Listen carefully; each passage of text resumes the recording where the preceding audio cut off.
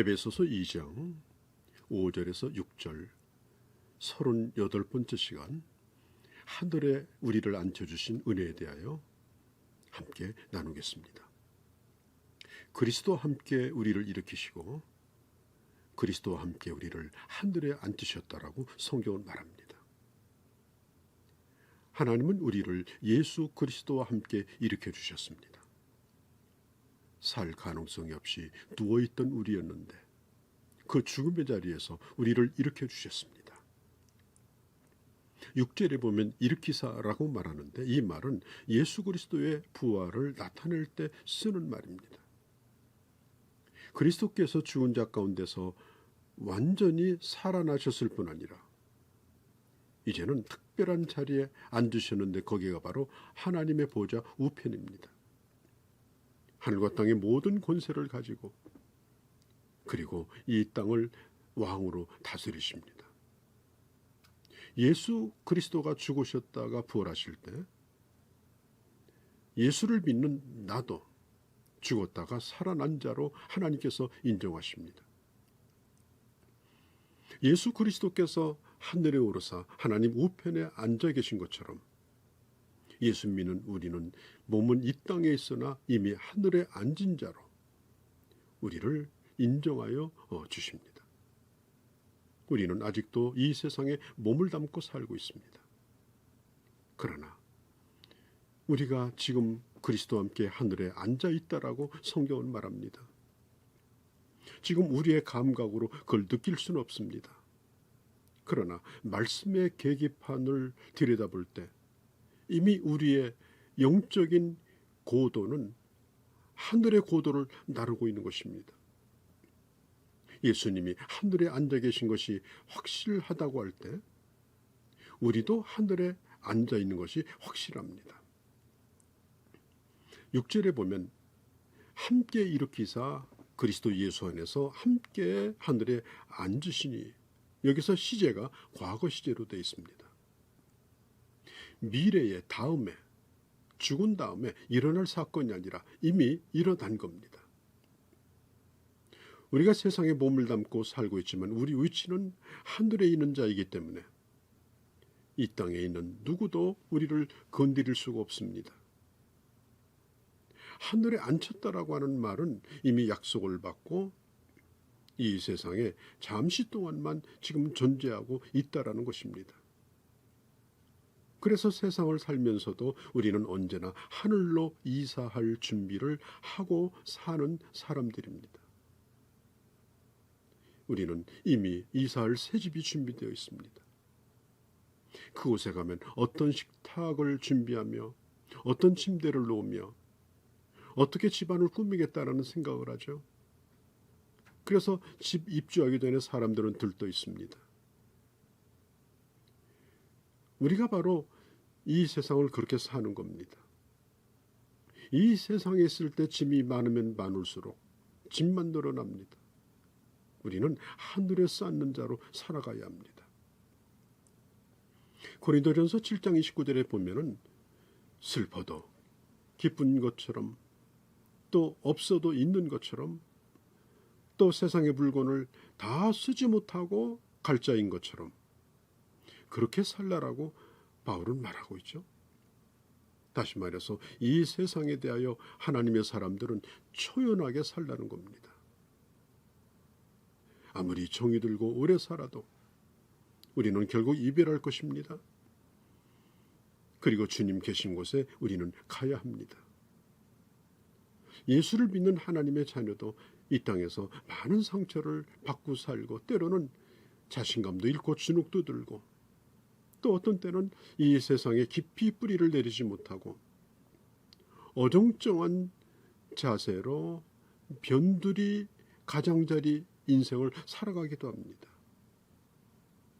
그러기에 그리스도인들은 이 세상에서 자기 신분에 대한 확고한 자기 의식이 없다면 때로는 좌절하고 상처를 받게 되는 거죠.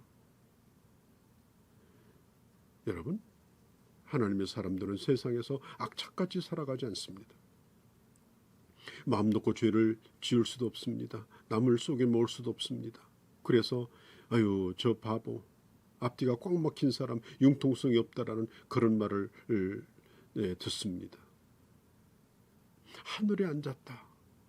이 말은 모든 그리스도인들은 바울처럼 셋째 하늘에 올라가는 아주 신비로운 그런 체험을 해야 된다. 그런 말은 아닙니다. 우리가 땅에 발을 붙이고 살고 있지만 하늘에 속한 자로 살고 있다라는 뜻입니다. 우리가 몸이 이 땅에 존재하지만 우리 처소는 하늘에 있는 거나 마찬가지라는 것입니다. 그래서 땅에 살면서도 하늘의 사람처럼 생각하고 하늘의 사람처럼 행동하고 하늘의 사람의 사고방식, 가치관을 가지고 사는 것입니다. 나는 하늘에 앉았다. 온통 우리 마음이 그것으로 가득 차야 합니다. 골로새서 3장 2절에 위의 것을 생각하고 땅의 것을 생각하지 말라는 말씀이죠. 사도행전 16장에 보면 사도 바울이 복음을 전하다가 감옥에 갇힙니다. 얼마나 매를 많이 맞았는지 온몸은 상처투성이고 그 다음에 착고에 매여 있었습니다. 그런데 바울과 실라가 그 빌립보 감옥에서 주님을 찬송합니다. 모든 사람들이 그 말을 다 듣습니다.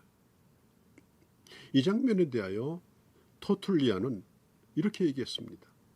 바울과 실라가 마음이 하늘에 있었기 때문에 그들은 그 발이 착고에 베어 있는 것조차 느낄 수 없었다라고 해석을 합니다.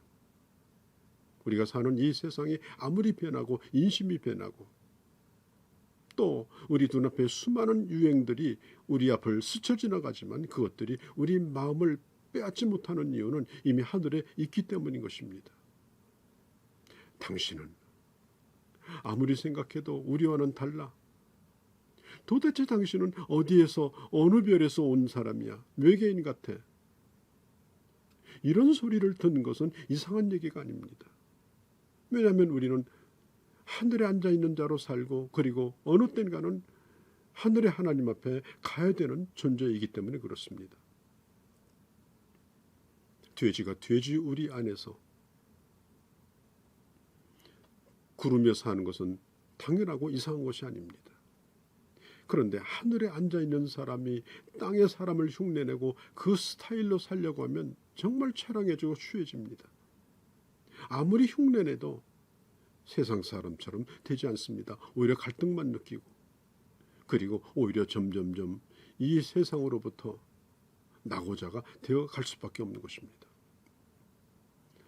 여러분, 비행기가 사고 나면 대개 뜰 때든지 내릴 때입니다. 일단 하늘에 올라가면 비행기는 안전합니다. 고요합니다. 마찬가지입니다. 날마다 연착륙했다가 또 날마다 또 뜨고 이러면 안 됩니다.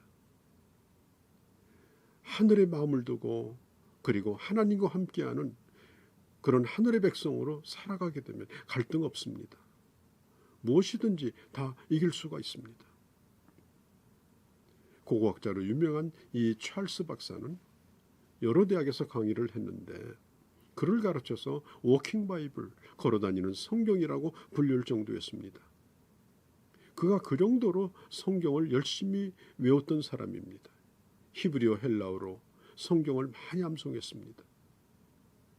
그분이 교통사고를 당해서 도저히 소생불능 상태에 빠지게 됐습니다.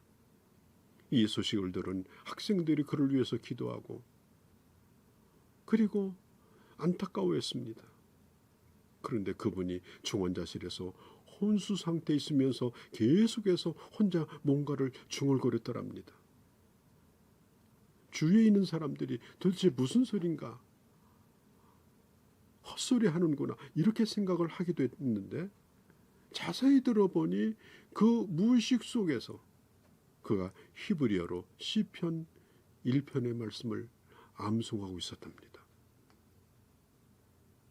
찰스 박사는 그의 의식과 무의식을 하나님의 말씀이 붙들고 있었습니다. 그리고 하나님 앞에 가야 되는 그 순간에도 주님의 말씀에 붙들려 있었던 것입니다. 하늘의 마음을 두고 세상의 마음을 빼앗기지 않고 하나님의 백성의 자부심을 가지고 천국 백성답게 살아가는 주의 자녀들이 되어주시기를 바랍니다.